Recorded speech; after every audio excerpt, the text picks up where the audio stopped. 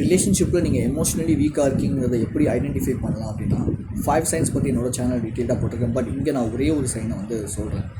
Two much of neediness. அதாவது எனக்கு அவள் வேணும், எனக்கு அவள் இன்னொரு பையனோட பேசிகிட்டு இருக்கா, என்னை விட அவனை தான் ப்ரையாரிட்டைஸ் பண்ணுறான்னு எனக்கு புரியுது.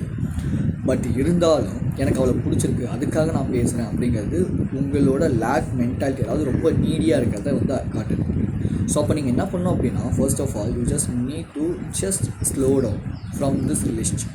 ஃபர்ஸ்ட் கொஞ்சம் அவங்களோட நெகட்டிவ்ஸை எழுதி பாருங்கள். நெகட்டிவ்ஸ் அதிகமாக இருக்குது, லெட்ஸே அவங்க யோசிச்சு பாருங்கள். உங்களை விட இன்னொரு பையனுக்கு ப்ரையாரிட்டி தராங்க அப்படின்னா நீங்கள் எப்போவுமே வந்து யோசிக்கிறது, மேபி என்னோடய சேனலோ இல்லை என்னோடய இன்ஸ்டாகிராம் அக்கௌண்ட்டை பார்க்குறீங்கன்னா நீங்கள் எப்போவுமே வந்து யோசிக்கிறது லாங் டேர்ம் ரிலேஷன்ஷிப்பாக தான் இருக்குமே தவிர ஷார்ட் டேர்மில் ஓகே ஃபைன்னா நீங்கள் இந்த சேனல் பார்க்க வேணாம், அந்த வீடியோ பார்க்க வேணாம், ரிலீவ் ஆகிடும்.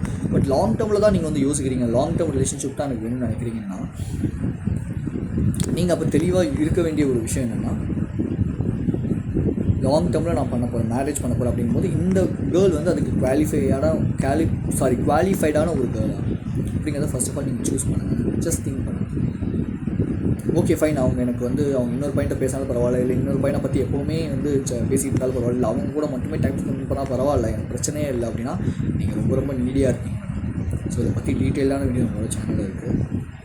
எப்படி அந்த நீடினஸை ஓவர் கம் பண்ணுவாங்க அதை பற்றி எக்ஸ்பிளைன் பண்ணியிருக்கேன். Just voice of religion.